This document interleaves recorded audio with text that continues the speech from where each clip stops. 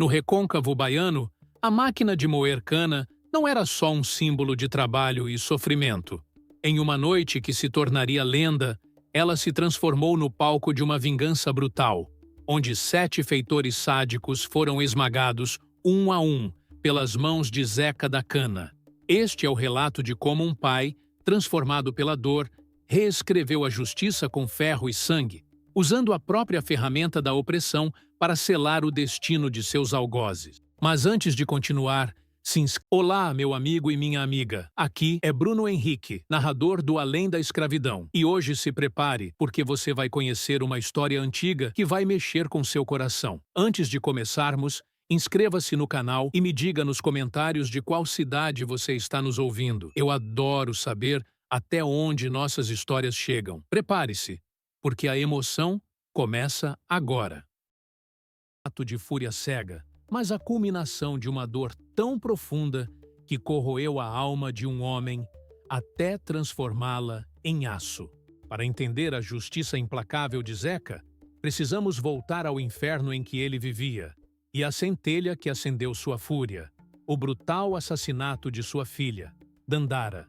Zeca. José, para os brancos, mas para seu povo, Zeca da Cana. 42 anos, os músculos talhados pelo trabalho incessante, a pele escura reluzindo sob o sol impiedoso. Trazido de Benim ainda jovem, carregava a sabedoria Jeje em seus olhos profundos e silenciosos. Era o mais forte, o mais respeitado, mas não pela força bruta que impunha. Era pelo domínio sobre a máquina que ditava a vida no engenho, a moenda. Ele conhecia cada ranger, cada estalo, cada murmúrio daquelas engrenagens de ferro, como se fossem a própria batida de seu coração. Suas mãos calejadas, acostumadas a empurrar a cana para o abismo dos rolos, eram capazes de reparar a besta, acalmá-la, controlá-la, com uma precisão quase mística. Ninguém ousava chegar tão perto, mas Zeca a entendia. Ela era sua extensão, sua cruz, sua vida. Na fazenda do capitão Mor Veríssimo, no recôncavo baiano, a crueldade era a única lei escrita. O açoite cantava no ar. Os gritos eram a trilha sonora do trabalho e o desespero, o ar que se respirava. 7 feitores, liderados pelo sádico Rufino, personificavam a tirania. Rufino era um homem de olhos miúdos e sorriso frouxo, mas seu prazer estava em quebrar almas. E Zeca, apesar de sua força e dignidade silenciosa, tinha algo que Rufino amava ver definhar: uma família. Sua pequena Dandara, de apenas 7 anos, era a luz que quebrava a escuridão daquelas vidas. Menina de sorriso fácil, com a cor da terra e olhos brilhantes, era ela quem, com um jarro de barro pesado demais para suas mãos miúdas, levava água fresca para os homens e mulheres que desfaleciam na moenda. Um pingo de humanidade num mar de tormento. Era uma tarde de sol a pique, a cana sendo moída em ritmo infernal. O cheiro doce do caldo se misturava ao suor amargo. Dandara, exausta, os pés descalços queimando na terra quente, tropeçou em uma raiz traiçoeira. O jarro escorregou de suas mãos, estilhaçando-se no chão. A água, o precioso alívio, sumiu na poeira. O som do barro se quebrando ecoou como um trovão no silêncio que se fez, pesado de antecipação. Rufino, que inspecionava o trabalho com um chicote em punho, virou-se. Seu sorriso, antes frouxo, endureceu em uma carranca de pura maldade. Os outros 6 feitores, como abutres, convergiram. Ora, vejam só! A pestinha estragou a água! Trovejou Rufino, as palavras pingando escárnio. Zeca sentiu um arrepio gélido percorrer sua espinha. Seus olhos se cravaram na filha, depois nos feitores. Um exemplo precisa ser dado, disse um dos feitores, um brutamontes chamado Carvalho, que sempre exibia os dentes podres ao rir. E então, o impensável aconteceu. Sem um pingo de piedade, Rufino e Carvalho agarraram a menina. Pequena e frágil, Dandara se debateu, seus gritos agudos cortando o ar como facas. Não, não! Berrou Zeca, a voz rouca, lutando contra os braços de 2 capangas que o seguravam com força brutal. Seus músculos se retorciam. Mas era inútil. Estava preso. Os olhos de Zeca foram forçados a assistir. Em um ato de crueldade que congelaria o sangue do mais frio dos homens, os feitores, com gargalhadas sádicas, jogaram Dandara nas engrenagens abertas da moenda, que ainda funcionava a todo vapor. O ranger do metal se misturou a um grito final, breve e dilacerante. Um estalo horripilante. O corpo pequeno e inocente de Dandara foi engolido, desfigurado, esmagado pela máquina que Zeca tão bem conhecia. A moenda.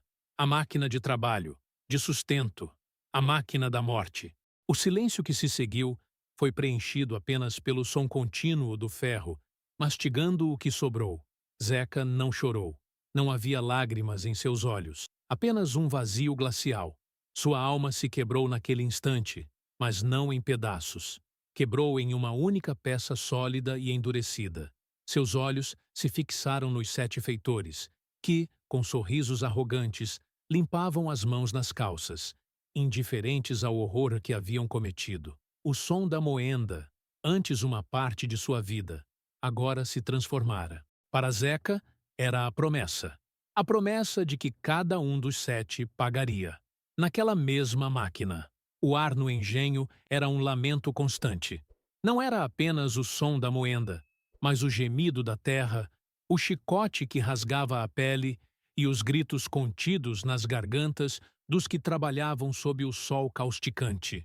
A vida na fazenda do capitão Mor Veríssimo era uma sucessão interminável de dor e desespero. Desde o alvorecer, antes mesmo de o sol tingir o céu de fogo, a labuta já começava. O cheiro de cana cortada, adocicado e enjoativo, misturava-se ao suor, ao sangue e ao medo. Capitão Mor Veríssimo. O nome evocava poder, mas seu rosto era raramente visto pelos escravizados. Sua crueldade não precisava de sua presença. Ela era orquestrada pelos seus cães de guarda, os feitores. Eram 7 demônios, mas Rufino era o mais cruel. Ele tinha um prazer doentio em humilhar, em quebrar o espírito antes mesmo de quebrar o corpo. Seus olhos pequenos pareciam dançar de alegria com o sofrimento alheio. Outros, como Carvalho, o Brutamontes de riso podre e o astuto Elias, que sussurrava mentiras para semear a desconfiança, compunham o inferno pessoal de cada escravizado. A rotina era esmagadora. Cortar a cana até as mãos sangrarem, carregar os feixes pesados, com os ombros em carne viva, e então, a moenda, o coração pulsante do engenho, onde o trabalho nunca parava. Ali, os homens e mulheres empurravam a cana para os rolos gigantes, que rangiam e moíam, extraindo o caldo doce, o motor da riqueza do Capitão Mor. Era um trabalho perigoso. 1 milímetro de descuido, e um braço, uma perna, uma vida inteira poderia ser ceifada em segundos. Zeca da Cana era um mestre daquele inferno. Desde que chegara, um jovem ainda com o gosto salgado do mar na boca e a dor da separação em seu peito, ele fora designado para a moenda. E com o tempo, desenvolveu uma relação quase mística com a máquina. Ele não a via apenas como ferro e engrenagens. Para Zeca, a moenda tinha alma, uma alma faminta e brutal, mas previsível. Seus dedos calejados deslizavam sobre o metal quente, sentindo as vibrações. Ele ouvia o que ninguém mais ouvia, um chiado diferente, um ranger mais agudo, o prenúncio de uma falha iminente. Era o único capaz de realizar reparos complexos, de acalmar a fera quando ela ameaçava engolir tudo. Os feitores o temiam e o respeitavam ao mesmo tempo. Ele era indispensável. Sua vida era poupada dos piores castigos, não por benevolência, mas por necessidade. Era o custo para manter o engenho moendo, o açúcar fluindo, o dinheiro entrando. Mas essa posição não era um privilégio, era uma prisão de ouro, ou melhor, de cana. Zeca via seus irmãos e irmãs sofrerem, via suas costas marcadas, suas esperanças esmagadas. Ele via as crianças crescendo sob o chicote, condenadas à mesma vida.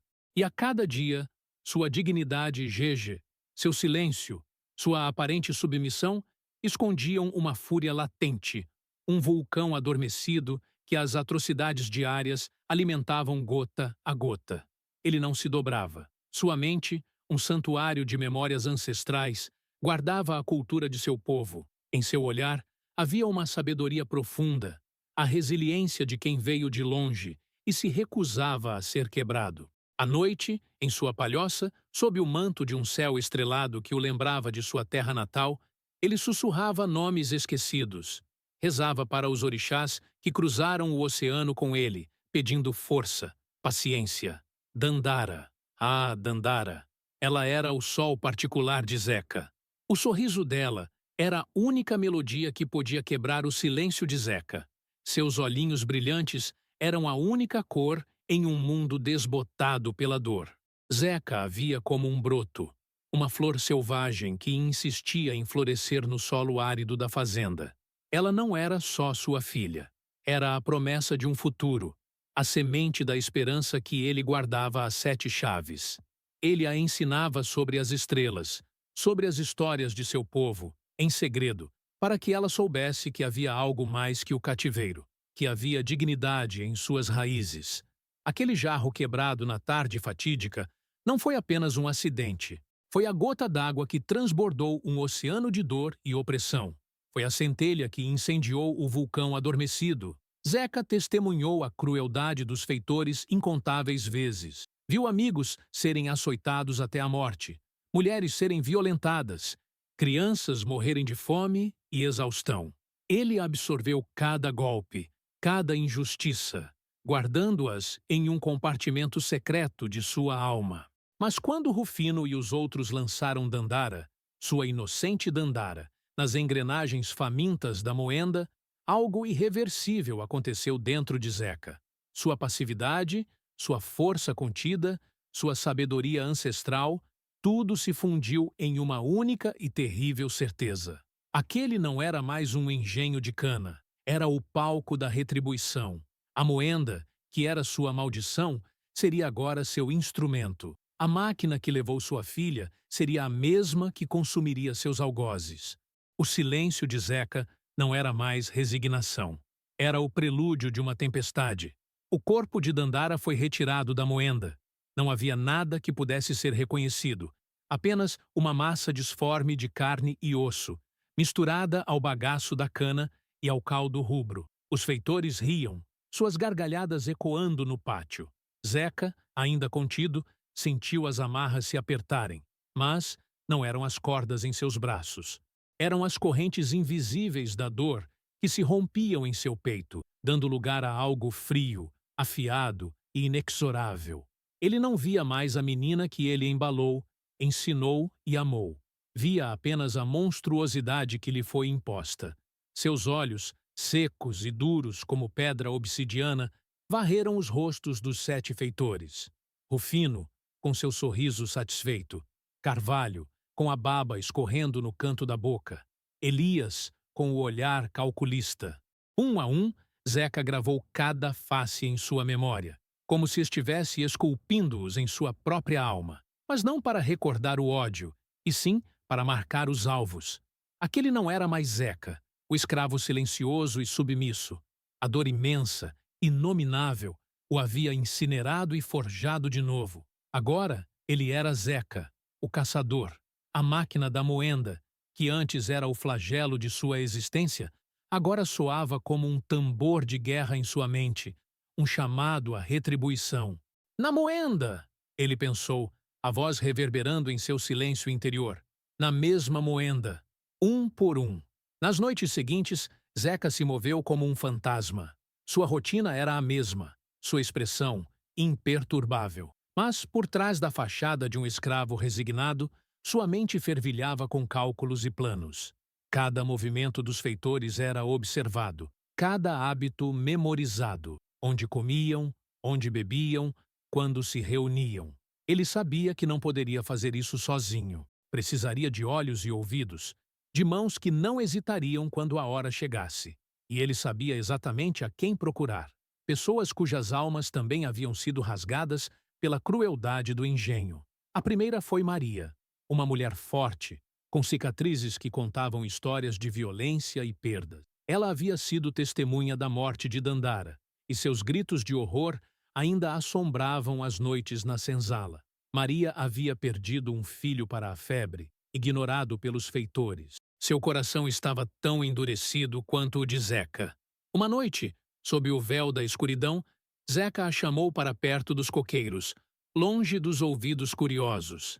Maria, ele sussurrou, a voz mais rouca que o normal. Você viu o que fizeram com minha Dandara? Maria apertou os lábios, os olhos marejados de uma raiva contida. Vi, Zeca, e meus olhos nunca mais verão o sol do mesmo jeito. Eu jurei. Zeca continuou, sua voz baixa e firme. Jurei que eles pagariam. Na moenda. Maria o encarou. Não havia dúvida em seu olhar. Apenas a chama fria da vingança. O que você precisa? Mãos e silêncio.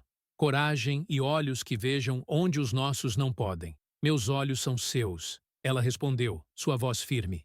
Minhas mãos também. Em seguida, Zeca buscou Chico. Um homem idoso, os cabelos grisalhos, mas com a sabedoria dos mais velhos e a força de quem carregou o mundo nas costas. Chico havia sido o primeiro a acolher Zeca quando ele chegou, um menino assustado. Ele havia visto gerações serem esmagadas pelo engenho. Seus netos foram vendidos, sua esposa, levada. A morte de Dandara o atingira profundamente. Zeca o encontrou consertando uma cerca, o olhar perdido no horizonte.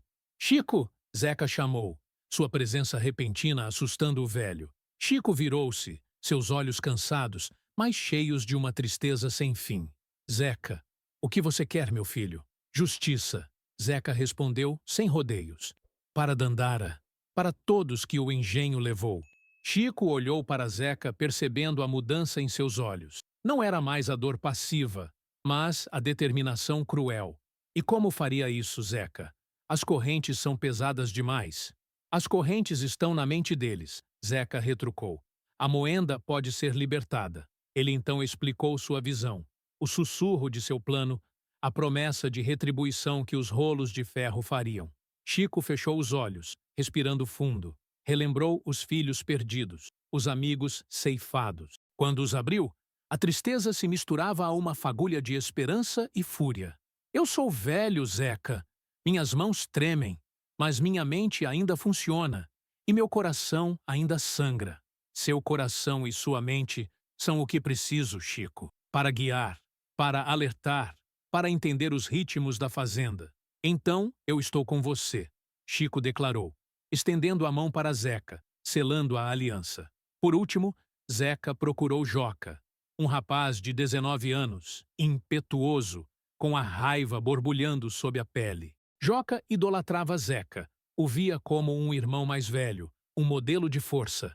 Ele também testemunhara o horror na moenda, e seus olhos jovens haviam visto a crueldade que não podiam esquecer. Zeca o encontrou no campo, a enxada em suas mãos, mas o olhar fixo e distante. Joca! Zeca chamou. O jovem pulou, assustado. Zeca! Pensei que não falasse mais comigo. Joca! Você viu o que fizeram com Dandara? Joca cerrou os punhos, a mandíbula travada. Vi, e eu juro que se eu pudesse, os faria pagar. Você quer fazê-los pagar?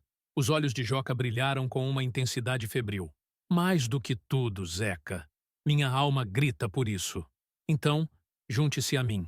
Mas não será com gritos, e sim com silêncio e força.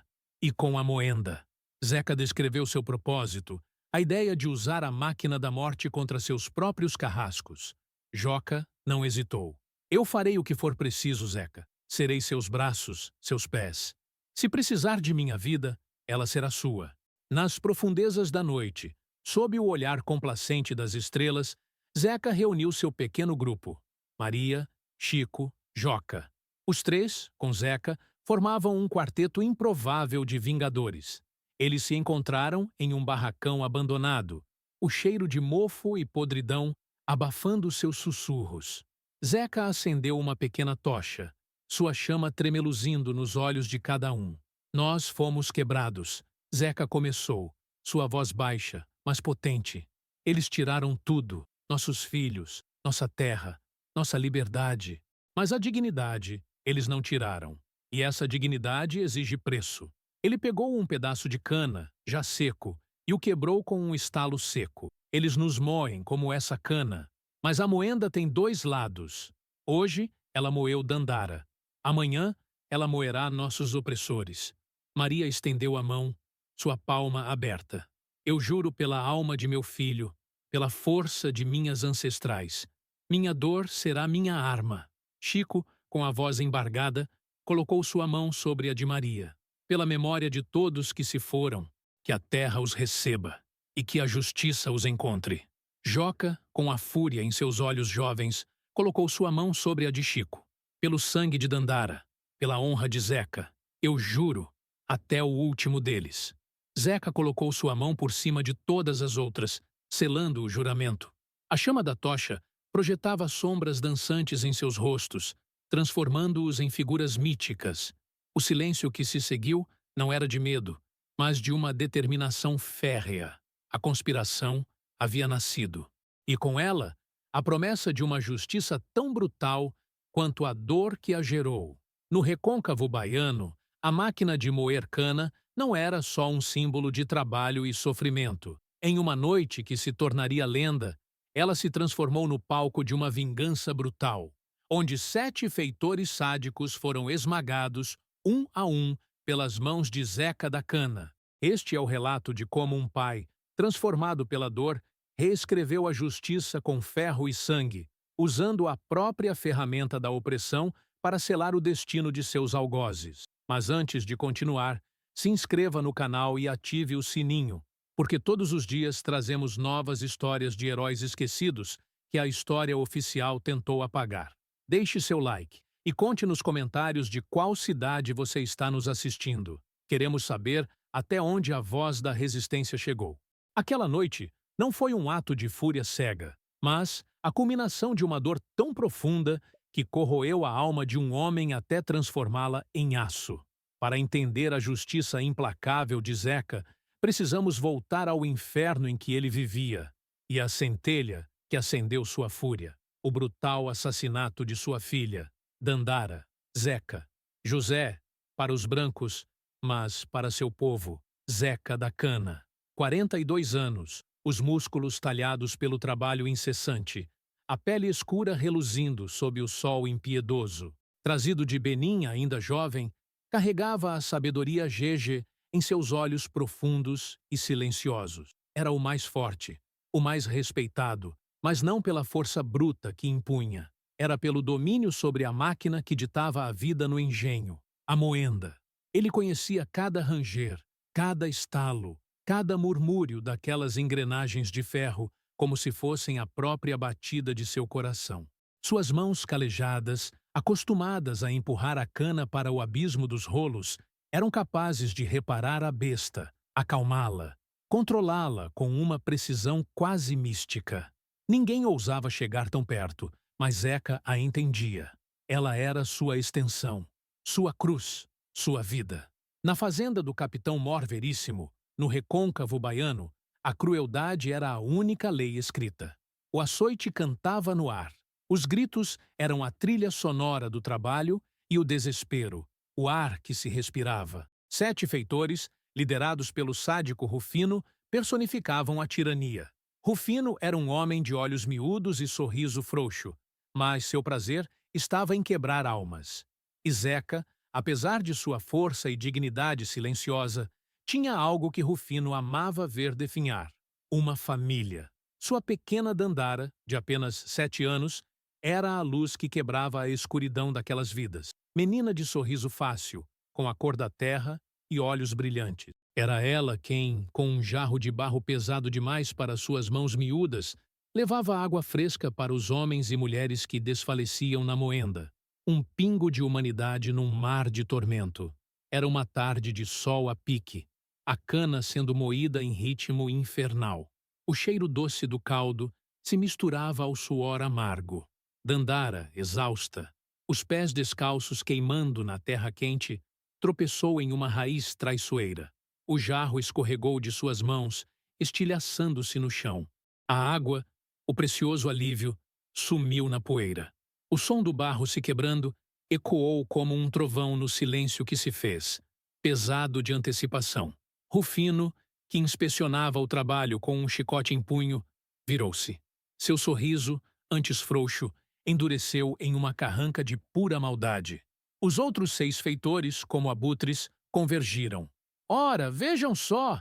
A pestinha estragou a água! Trovejou Rufino, as palavras pingando escárnio. Zeca sentiu um arrepio gélido percorrer sua espinha. Seus olhos se cravaram na filha, depois nos feitores. Um exemplo precisa ser dado, disse um dos feitores, um brutamontes chamado Carvalho, que sempre exibia os dentes podres ao rir. E então, o impensável aconteceu. Sem um pingo de piedade, Rufino e Carvalho agarraram a menina. Pequena e frágil, Dandara se debateu, seus gritos agudos cortando o ar como facas. Não! Não! Berrou Zeca, a voz rouca, lutando contra os braços de 2 capangas que o seguravam com força brutal. Seus músculos se retorciam, mas era inútil. Estava preso. Os olhos de Zeca foram forçados a assistir. Em um ato de crueldade que congelaria o sangue do mais frio dos homens, os feitores, com gargalhadas sádicas, jogaram Dandara nas engrenagens abertas da moenda, que ainda funcionava a todo vapor. O ranger do metal se misturou a um grito final, breve e dilacerante, um estalo horripilante. O corpo pequeno e inocente de Dandara foi engolido, desfigurado, esmagado pela máquina que Zeca tão bem conhecia. A moenda, a máquina de trabalho, de sustento, a máquina da morte. O silêncio que se seguiu foi preenchido apenas pelo som contínuo do ferro mastigando o que sobrou. Zeca não chorou. Não havia lágrimas em seus olhos, apenas um vazio glacial. Sua alma se quebrou naquele instante, mas não em pedaços. Quebrou em uma única peça sólida e endurecida. Seus olhos se fixaram nos 7 feitores, que, com sorrisos arrogantes, limpavam as mãos nas calças, indiferentes ao horror que haviam cometido. O som da moenda, antes uma parte de sua vida, agora se transformara. Para Zeca, era a promessa. A promessa de que cada um dos 7 pagaria, naquela mesma máquina. O ar no engenho era um lamento constante. Não era apenas o som da moenda, mas o gemido da terra, o chicote que rasgava a pele e os gritos contidos nas gargantas dos que trabalhavam sob o sol causticante. A vida na fazenda do capitão Mor Veríssimo era uma sucessão interminável de dor e desespero. Desde o alvorecer, antes mesmo de o sol tingir o céu de fogo, a labuta já começava. O cheiro de cana cortada, adocicado e enjoativo, misturava-se ao suor, ao sangue e ao medo. Capitão Mor Veríssimo. O nome evocava poder, mas seu rosto era raramente visto pelos escravizados. Sua crueldade não precisava de sua presença. Ela era orquestrada pelos seus cães de guarda, os feitores. Eram 7 demônios, mas Rufino era o mais cruel.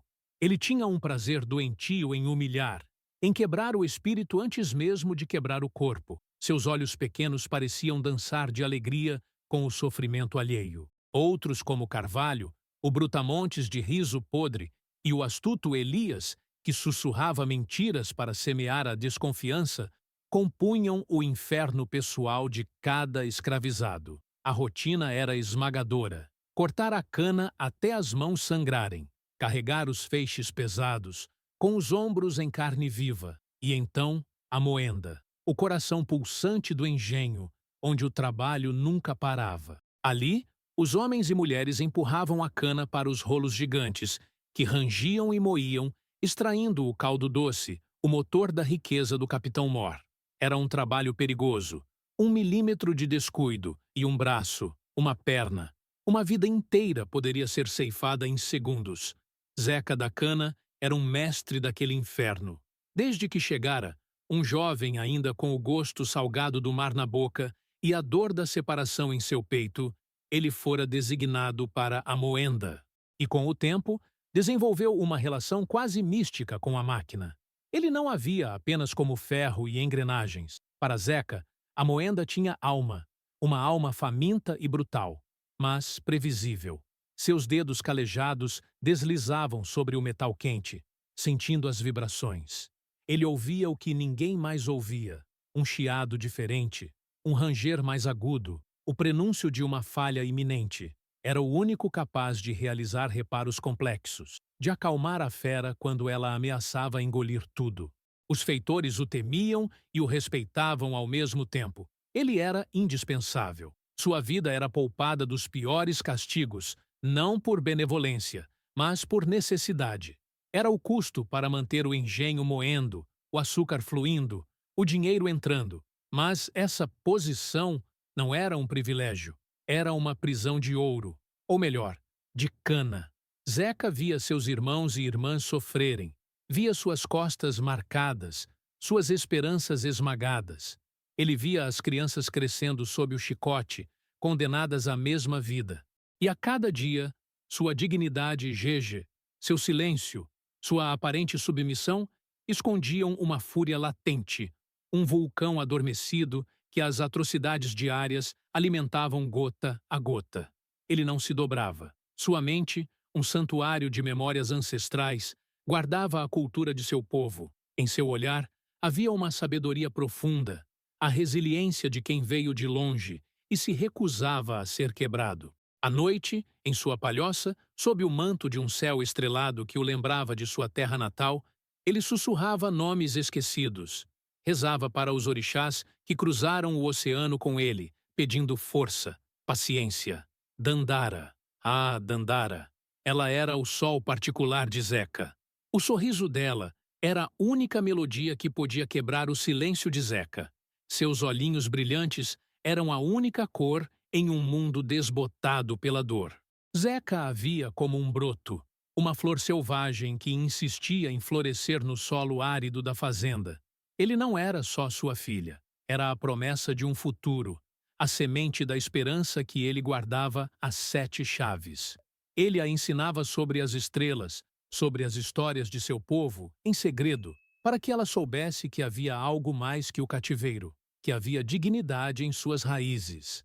Aquele jarro quebrado na tarde fatídica não foi apenas um acidente. Foi a gota d'água que transbordou um oceano de dor e opressão.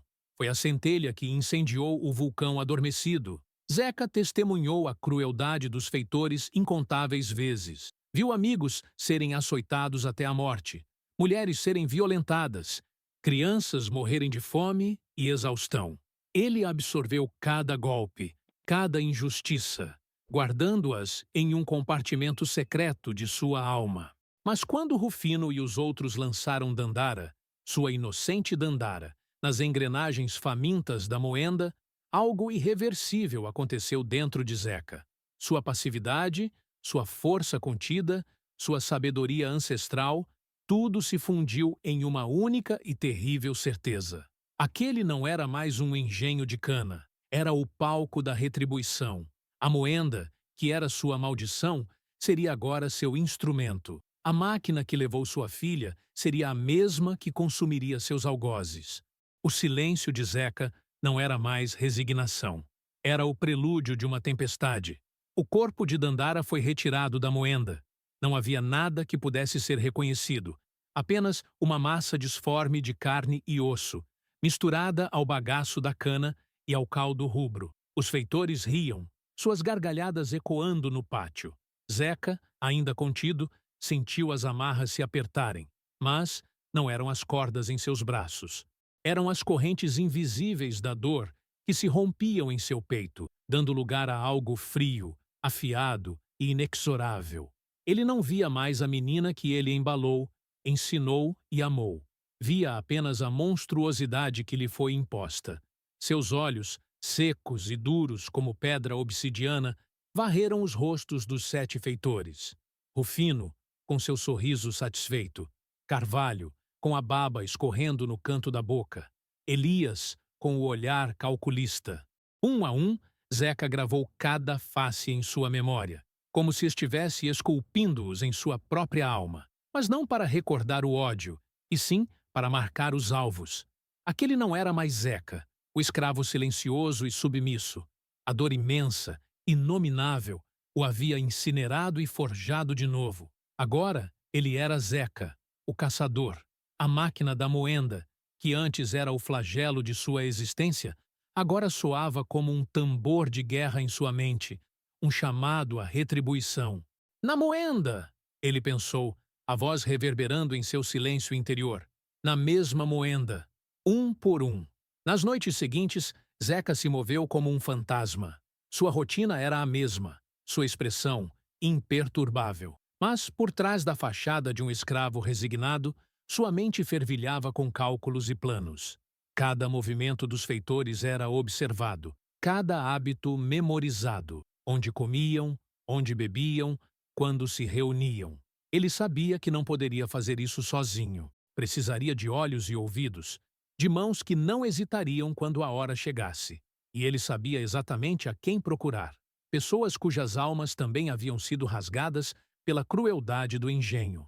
A primeira foi Maria, uma mulher forte, com cicatrizes que contavam histórias de violência e perdas. Ela havia sido testemunha da morte de Dandara, e seus gritos de horror ainda assombravam as noites na senzala. Maria havia perdido um filho para a febre, ignorado pelos feitores. Seu coração estava tão endurecido quanto o de Zeca. Uma noite, sob o véu da escuridão, Zeca a chamou para perto dos coqueiros, longe dos ouvidos curiosos. Maria, ele sussurrou, a voz mais rouca que o normal. Você viu o que fizeram com minha Dandara? Maria apertou os lábios, os olhos marejados de uma raiva contida. Vi, Zeca, e meus olhos nunca mais verão o sol do mesmo jeito. Eu jurei. Zeca continuou, sua voz baixa e firme. Jurei que eles pagariam. Na moenda. Maria o encarou. Não havia dúvida em seu olhar. Apenas a chama fria da vingança. O que você precisa? Mãos e silêncio. Coragem e olhos que vejam onde os nossos não podem. Meus olhos são seus. Ela respondeu, sua voz firme. Minhas mãos também. Em seguida, Zeca buscou Chico. Um homem idoso, os cabelos grisalhos, mas com a sabedoria dos mais velhos e a força de quem carregou o mundo nas costas. Chico havia sido o primeiro a acolher Zeca quando ele chegou, um menino assustado. Ele havia visto gerações serem esmagadas pelo engenho. Seus netos foram vendidos, sua esposa, levada. A morte de Dandara o atingira profundamente. Zeca o encontrou consertando uma cerca, o olhar perdido no horizonte. Chico! Zeca chamou, sua presença repentina assustando o velho. Chico virou-se, seus olhos cansados, mas cheios de uma tristeza sem fim. Zeca, o que você quer, meu filho? Justiça. Zeca respondeu, sem rodeios. Para Dandara, para todos que o engenho levou. Chico olhou para Zeca, percebendo a mudança em seus olhos. Não era mais a dor passiva, mas a determinação cruel. E como faria isso, Zeca? As correntes são pesadas demais. As correntes estão na mente deles, Zeca retrucou. A moenda pode ser libertada. Ele então explicou sua visão, o sussurro de seu plano, a promessa de retribuição que os rolos de ferro fariam. Chico fechou os olhos, respirando fundo. Relembrou os filhos perdidos, os amigos ceifados. Quando os abriu, a tristeza se misturava a uma fagulha de esperança e fúria. Eu sou velho, Zeca. Minhas mãos tremem, mas minha mente ainda funciona, e meu coração ainda sangra. Seu coração e sua mente são o que preciso, Chico, para guiar, para alertar, para entender os ritmos da fazenda. Então, eu estou com você, Chico declarou, estendendo a mão para Zeca, selando a aliança. Por último, Zeca procurou Joca, um rapaz de 19 anos, impetuoso, com a raiva borbulhando sob a pele. Joca idolatrava Zeca, o via como um irmão mais velho, um modelo de força. Ele também testemunhara o horror na moenda, e seus olhos jovens haviam visto a crueldade que não podiam esquecer. Zeca o encontrou no campo, a enxada em suas mãos, mas o olhar fixo e distante. Joca! Zeca chamou. O jovem pulou, assustado. Zeca! Pensei que não falasse mais comigo. Joca! Você viu o que fizeram com Dandara? Joca cerrou os punhos, a mandíbula travada. Vi, e eu juro que se eu pudesse, os faria pagar. Você quer fazê-los pagar? Os olhos de Joca brilharam com uma intensidade febril. Mais do que tudo, Zeca. Minha alma grita por isso. Então, junte-se a mim. Mas não será com gritos, e sim com silêncio e força. E com a moenda. Zeca descreveu seu propósito, A ideia de usar a máquina da morte contra seus próprios carrascos. Joca não hesitou. Eu farei o que for preciso, Zeca. Serei seus braços, seus pés. Se precisar de minha vida, ela será sua. Nas profundezas da noite, sob o olhar complacente das estrelas, Zeca reuniu seu pequeno grupo. Maria, Chico, Joca. Os três, com Zeca, formavam um quarteto improvável de vingadores. Eles se encontraram em um barracão abandonado, o cheiro de mofo e podridão abafando seus sussurros. Zeca acendeu uma pequena tocha, sua chama tremeluzindo nos olhos de cada um. Nós fomos quebrados. Zeca começou, sua voz baixa, mas potente. Eles tiraram tudo, nossos filhos, nossa terra, nossa liberdade. Mas a dignidade eles não tiraram. E essa dignidade exige preço. Ele pegou um pedaço de cana, já seco, e o quebrou com um estalo seco. Eles nos moem como essa cana. Mas a moenda tem dois lados. Hoje, ela moeu Dandara. Amanhã, ela moerá nossos opressores. Maria estendeu a mão, sua palma aberta. Eu juro pela alma de meu filho, pela força de minhas ancestrais. Minha dor será minha arma. Chico, com a voz embargada, colocou sua mão sobre a de Maria. Pela memória de todos que se foram, que a terra os receba e que a justiça os encontre. Joca, com a fúria em seus olhos jovens, colocou sua mão sobre a de Chico. Pelo sangue de Dandara, pela honra de Zeca, eu juro, até o último deles. Zeca colocou sua mão por cima de todas as outras, selando o juramento. A chama da tocha projetava sombras dançantes em seus rostos, transformando-os em figuras míticas. O silêncio que se seguiu não era de medo, mas de uma determinação férrea. A conspiração havia nascido. E com ela, a promessa de uma justiça tão brutal quanto a dor que a gerou. A primeira reunião após o juramento foi diferente. Não eram mais indivíduos unidos pela dor.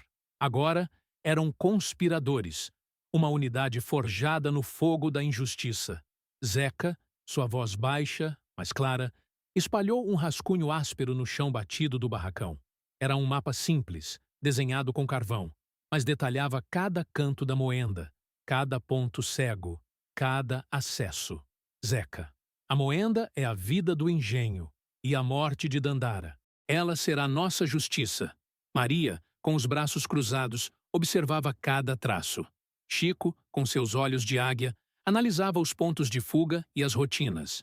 Joca, jovem e ansioso, balançava a cabeça, absorvendo cada palavra. Chico. Os feitores, Zeca. Eles são 7, fortes e armados. Zeca. Eles são descuidados. Acreditam que o medo é suficiente para nos manter presos. Mas o medo é um mestre ruim. Ele apontou para um ponto no mapa. Depois que o trabalho para, eles vêm aqui, quase todas as noites, para inspecionar, para beber a cachaça que roubam de nós, para rir. Maria. Eles se sentem seguros ali. É o trono deles. Acham que são reis. Zeca. E reis, às vezes, caem de seus tronos.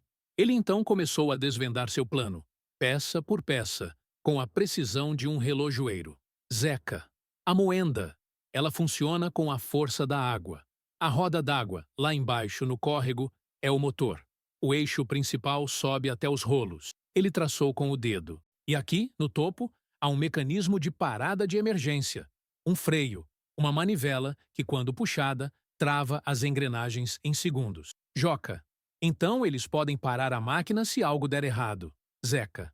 Eles podem, se eu deixar.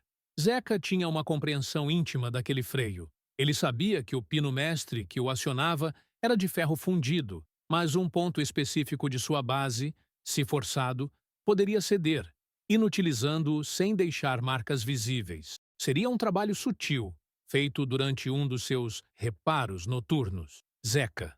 O freio precisa estar fora de ação, completamente. Rufino.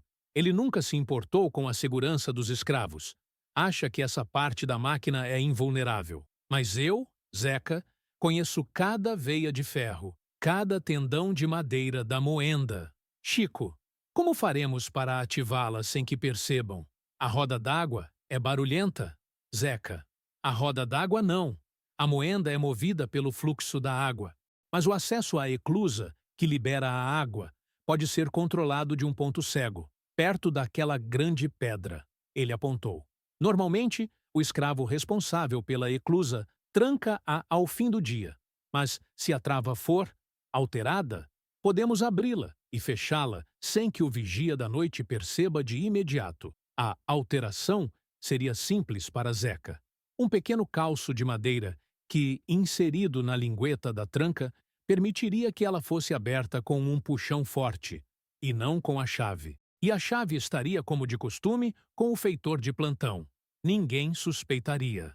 Zeca, Joca, essa será sua parte.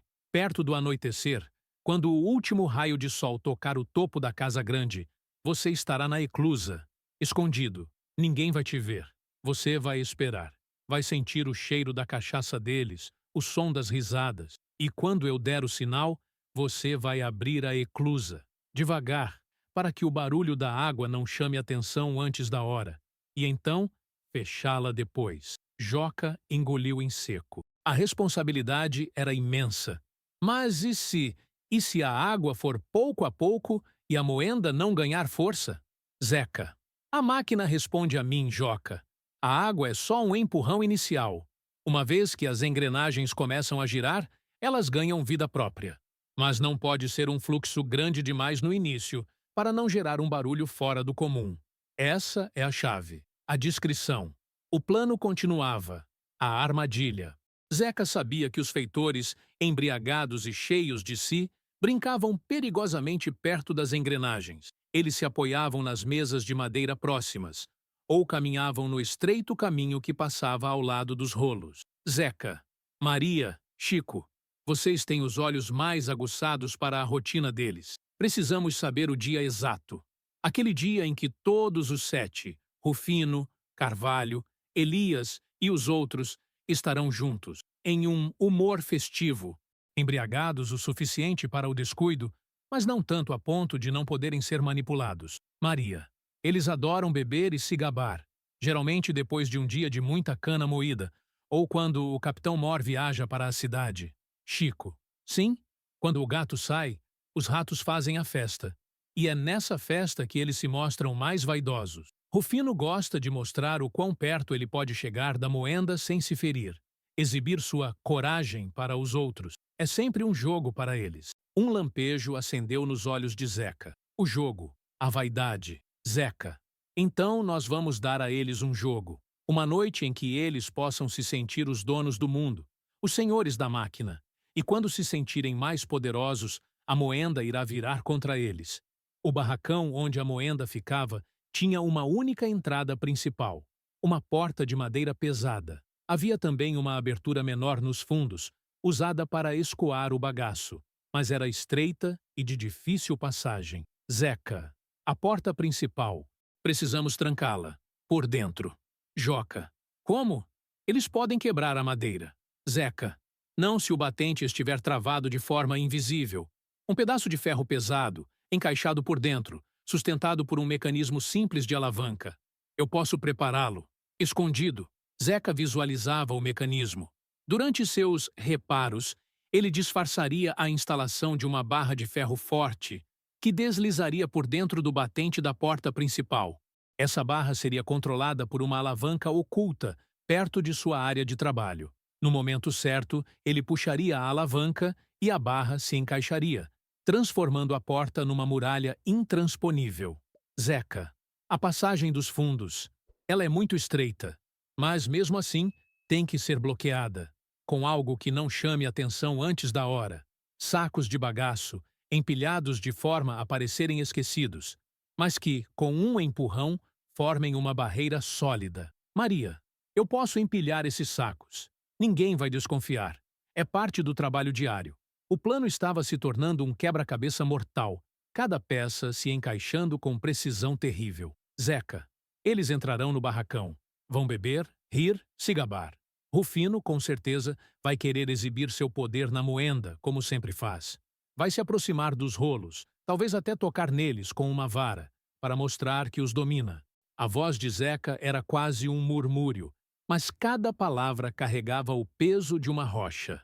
Zeca. Quando eles estiverem lá dentro, eu preciso de um momento, Um momento de distração em que Rufino esteja perto da máquina, talvez o mais perto possível. Maria, você é a que tem mais liberdade para circular. Você pode gerar essa distração? Maria ponderou. Eu posso deixar um barril de cachaça cair, fazer um barulho alto. Eles vão se irritar, mas não vão desconfiar. Vão achar que é só mais uma escrava desajeitada. Zeca. Perfeito. Um brilho frio surgiu nos olhos de Zeca. Naquele momento, quando Rufino estiver distraído ou se exibindo na moenda, Joca abrirá a eclusa. Devagar. O som da água começando a mover a roda d'água será abafado pelos gritos de Rufino, pela briga com Maria, pela cachaça. A moenda começaria a girar, lentamente no início, depois ganhando velocidade, como um predador acordando de um sono profundo. Zeca. Quando a moenda começar a se mover e os rolos começarem a girar, a porta principal se fechará, e eu estarei lá, dentro do barracão, naquele ponto cego, atrás da máquina, onde ninguém me vê. Chico. Dentro com eles? Zeca. É muito perigoso. Zeca. Não, é o único jeito. Eu sou o único que realmente entende a moenda. Sou o único que pode direcioná-los, um por um. A meticulosidade era assustadora. Zeca não estava apenas planejando uma retribuição. Estava coreografando uma dança macabra, onde cada passo era fatal, cada movimento calculado. Ele estudava não apenas a máquina, mas a psicologia dos feitores, a arrogância, a embriaguez, a crença na própria invencibilidade. Seriam essas as ferramentas, tão poderosas quanto o ferro e a água. Zeca. Ninguém pode saber, nenhuma palavra, nenhum olhar suspeito. Nossa dor é nossa força agora, e nosso segredo, nossa armadura.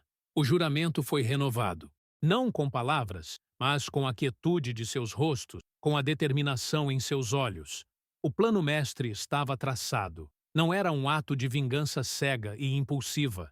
Era uma obra de engenharia cruel, construída tijolo a tijolo, detalhe por detalhe, no silêncio da dor e da conspiração. A moenda aguardava, e seus novos mestres, com suas novas intenções, estavam prontos. A tensão no ar era quase palpável, um fio invisível esticado entre o desejo de vingança e o perigo iminente da descoberta. As semanas seguintes ao juramento foram um balé macabro de disfarces e preparativos silenciosos. Zeca, Maria, Chico e Joca se moviam como sombras, cada um executando sua parte do plano com uma calma exterior que escondia um turbilhão de emoções. Zeca era o maestro da máquina, e sua rotina de reparos se tornou a oportunidade perfeita para a sabotagem. Um dia, sob o sol forte, enquanto os rolos da moenda rangiam e a cana era esmagada, Rufino se aproximou. Rufino! Zeca!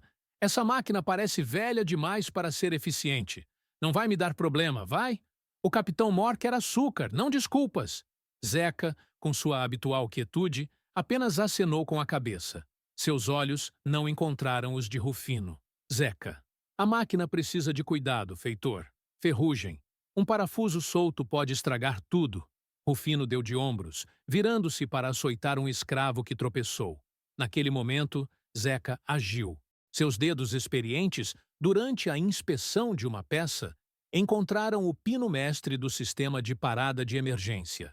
Um pequeno martelo, escondido na bainha de sua calça, deu um golpe seco e preciso em um ponto vulnerável do pino. Não o quebrou, mas criou uma rachadura interna, invisível, que faria o metal ceder sob pressão. Disfarçou o som com o barulho natural da moenda. Ninguém notou. Dias depois, durante uma pausa forçada para o almoço, Zeca trabalhou na porta principal do barracão. Com a desculpa de apertar a dobradiça rangente, ele instalou a barra de ferro que travaria a porta. A barra foi embutida na moldura da porta, escondida sob uma fina camada de madeira escura, a mesma cor do batente. A alavanca de acionamento ficava em uma fenda sutil, coberta por lascas de madeira, logo atrás do painel onde Zeca usualmente se posicionava para supervisionar a moenda. Um simples puxão e a porta se transformaria em uma prisão. A cada martelada, Zeca via o rosto de Dandara, sentindo a raiva se condensar em seus punhos. Joca, o mais jovem e impetuoso, tinha a tarefa da eclusa. Sua ansiedade era quase incontrolável. Ele passava as manhãs nos canaviais próximos, observando a rotina do feitor responsável pela eclusa, o gordo e preguiçoso Belarmino. Belarmino tinha o hábito de trancar a eclusa com uma chave grande e rústica, mas era relapso, raramente verificando a segurança da tranca. Uma tarde, Zeca e Joca se encontraram no fim do dia, enquanto a luz do sol começava a falhar. Zeca: você viu a tranca, Joca? Joca: sim, Zeca, ela é velha. Um pedaço de pau forte aqui. Ele gesticulou. Pode ser o suficiente para forçar a lingueta. Zeca: não forte demais. Precisa parecer que falhou. Você vai escavar o chão para se esconder, perto daquela mangueira. Ninguém te vê lá. Quando o sinal vier, abra a comporta o suficiente para a água começar a mover a roda, mas não para fazer um barulho ensurdecedor. Discrição é a chave, Joca. Joca assentiu, o coração martelando. Ele praticava o movimento de abrir e fechar a eclusa com um galho, sua mente visualizando o momento. Ele sentia o peso do juramento. Maria, com a sabedoria das mulheres que há muito aprenderam a se esconder à vista, encarregou-se da saída de bagaço. Todos os dias, ela e outras escravas carregavam os sacos de bagaço seco para serem empilhados. Ela, com seu toque sutil, começou a organizar os sacos mais pesados de forma estratégica. Eles pareciam um empilhamento comum, mas um leve empurrão revelaria sua verdadeira função. Um bloco sólido, impossível de ser removido rapidamente de dentro do barracão. Maria, para Zeca, em um sussurro. Eles ficam tão cegos de cachaça, Zeca. Mal veem o próprio nariz. Os sacos estão no lugar. Ninguém vai desconfiar. Enquanto os preparativos avançavam, a atmosfera na senzala mudava. Não havia risos, mas uma quietude tensa. As mães abraçavam seus filhos com mais força. Os homens trocavam olhares carregados de significado. O medo da opressão ainda estava lá, mas agora vinha misturado com uma expectativa sombria, uma esperança perigosa. Houve momentos de quase descoberta. Um feitor, o desconfiado Elias, notou Zeca demorar demais em um reparo na moenda. Elias: o que está fazendo aí, Zeca? Pensando em roubar uma peça? Zeca se endireitou, o rosto impassível. Zeca: consertando a máquina feitor, para que ela moa mais cana para o capitão Mor. O pino estava folgado. Elias o observou por um momento, seus olhos estreitos. Não encontrou nada de incomum. Zeca era um escravo valioso, mas silencioso. Demasiado valioso para ser castigado sem um motivo claro. Elias deu de ombros e seguiu. Chico era os olhos e ouvidos do grupo. Ele reportava os hábitos dos feitores. Chico, em um encontro secreto. O capitão Mor viajou para a cidade. Deve ficar fora por uns 3 dias. Os feitores estão mais relaxados. Rufino e Carvalho trouxeram cachaça nova. A oportunidade estava se desenhando. Uma noite em que os senhores do chicote se sentiriam invulneráveis. Uma noite em que a cachaça lhes tiraria a pouca vigilância. Uma noite em que todos os 7 estariam juntos, no barracão da moenda, fazendo o que mais gostavam, se exibir e humilhar. Em uma noite escura, sem lua, o ar pesado de uma tempestade iminente, Chico deu o sinal. O capitão Mor estava longe. Os feitores haviam tido um dia de sucesso na colheita e, embriagados, prometiam uma festa na moenda após o jantar. Chico, para Zeca, com um nó na garganta. É hoje, Zeca. Todos eles. Rufino, Carvalho, Elias, todos os 7, vão estar lá. Zeca sentiu um frio na barriga, mas não era medo. Era a calma gélida de quem está prestes a cumprir um destino.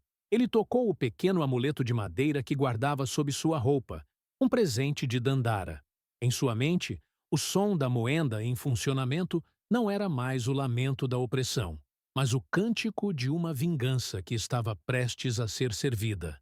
Ele olhou para o céu, as nuvens escuras encobrindo as estrelas. A noite da vingança havia chegado. E a moenda, a máquina de sua dor, estava pronta para se tornar a máquina de sua justiça implacável. O sol havia finalmente mergulhado no horizonte, colorindo o céu com tons roxos e alaranjados de um dia que não prometia apenas a noite, mas o fim. Na senzala, um silêncio denso e pesado se instalava. Os escravos, fatigados pela labuta, olhavam para o barracão da moenda. De lá, já se ouviam as vozes crescentes dos feitores, em brados de cachaça e galhofa. Zeca já estava dentro do barracão, uma sombra silenciosa, oculto em seu ponto cego, atrás da pilha de cana que esperava ser processada. Seus olhos, acostumados à penumbra, absorviam cada movimento. A barra de ferro para selar a porta principal estava pronta. Os sacos de bagaço, rearranjados por Maria, aguardavam o empurrão final na passagem dos fundos. O pino do freio de emergência, sutilmente sabotado, era uma garantia. Rufino, voz arrastada pela cachaça. Ah, meus caros, mais um dia de fartura para o Capitão Mor. E para nós, a merecida recompensa. Sua voz rascante se misturava ao tilintar de garrafas e ao cheiro forte de aguardente barata. Os 7 feitores, Rufino, Carvalho, Elias e os outros, o cruel Gaspar, o violento Horácio, o covarde Matias e o sádico Tibúrcio, riam e se empurravam. Suas sombras dançavam de forma grotesca nas paredes de madeira, iluminadas pelas tochas bruxuleantes. Estavam bêbados, arrogantes e cegos para a armadilha que se fechava sobre eles. Carvalho, com um sorriso frouxo e dentes podres. E pensar que toda essa riqueza é feita por aqueles animais. Mal sabem eles que não passam de ferramentas para nossa glória. Rufino. Ferramentas que, às vezes, precisam de um bom exemplo para aprender. Não é mesmo? Ele soltou uma risada gorda, e os outros o imitaram. O som ecoava como o ranger faminto dos rolos da moenda. Lembram da pirralha? A filha do Zeca? Queimou na memória, mas serviu de lição? Ha, ha, ha, ha, ha, ha, ha. Uma faca invisível cravou-se no coração de Zeca. O ódio, puro e concentrado, borbulhou em suas veias. Era a hora. Lá fora, Maria, com um jarro vazio nas mãos, aproximou-se da porta do barracão como se fosse buscar algo. Seus olhos, atentos, calcularam o momento exato em que Rufino, gesticulando com a vara que usava para guiar a cana, estava mais próximo da máquina. Maria, alto, com uma voz falsamente desesperada. Ai, meu Deus! O barril! Vai cair! Com um grito simulado, ela chutou um barril de cachaça vazio que estava estrategicamente posicionado. O estrondo do barril caindo e rolando no chão foi o sinal. Dentro do barracão, os feitores viraram-se, irritados pela interrupção. Rufino! Que diabos foi isso? Sua imbecil! Vai estragar nossa cachaça, é? Enquanto a atenção dos 7 se voltava para a porta, para Maria, que já se afastava rapidamente, Joca agiu. Escondido sob a mangueira, ele puxou a lingueta da eclusa. Um leve sibilar de água se fez ouvir no início, abafado pelos gritos de Rufino, mas logo se transformou em um murmúrio constante. A roda d'água lá fora começou a girar, lenta e inexorável. O barracão estremeceu. As engrenagens da moenda começaram a se mover. Primeiro, um ranger baixo e arrastado. Depois, um gemido crescente, faminto. Os rolos gigantes, que antes estavam imóveis, agora giravam devagar, ganhando impulso. Feitor 1, com a voz embargada pelo susto. O que é isso? A moenda ligou sozinha? Feitor 2. Quem ligou essa droga? O trabalho acabou. Zeca, com um puxão silencioso na alavanca oculta, travou a porta principal. Um clique seco, quase inaudível no crescente barulho da máquina, selou o destino dos 7. Eles estavam presos, Rufino, cambaleante, tentando manter a pose. Zeca! Zeca! Pare essa máquina, seu inútil! Não é hora de trabalhar! Rufino berrava, acreditando que Zeca estava apenas cumprindo alguma ordem descabida. Ele correu até a manivela de emergência, mas o pino sabotado não respondeu. A manivela girou em falso, inútil. O pânico começou a se instalar em seus olhos embriagados. A moenda acelerava, os rolos girando mais rápido. O chão tremia sob seus pés. O cheiro adocicado da cana esmagada, agora, era misturado a algo mais denso, um presságio de sangue. Zeca emergiu das sombras, uma figura imponente, seus olhos queimando com uma fúria silenciosa. Ele não parecia um escravo, parecia um deus da retribuição, empunhando a própria máquina da opressão como sua arma. Feitor 3, repleto de terror. Zeca, o que é isso? Você está louco? Zeca não respondeu. Sua voz tinha sido tirada, mas sua fúria, não. Ele avançou em direção a Rufino, que recuava, cambaleante de cachaça e de medo. Rufino. Saia daqui, seu animal! Eu vou te moer como cana! Mas Rufino era um rato preso. Zeca, com a força de um touro e a precisão de um cirurgião, agarrou ficar. Rufino, o sádico que jogou Dandara nas engrenagens, viu-se de repente na mesma posição. Zeca, com um empurrão brutal e uma força sobre-humana, impulsionou Rufino para os rolos que giravam vorazmente. O grito de Rufino foi abafado pelo estalo de ossos e o ranger do ferro. Seu corpo foi esmagado, sua carne e sangue se misturando ao caldo da cana, um destino horrível e poético. Os outros feitores, em choque, gritaram. Tentaram fugir pela porta principal, mas ela estava barrada. Tentaram a saída de bagaço, mas os sacos empilhados se mostraram uma muralha. Estavam encurralados. Carvalho, o Brutamontes, sacou sua faca e avançou. Carvalho, eu vou te matar, negro desgraçado!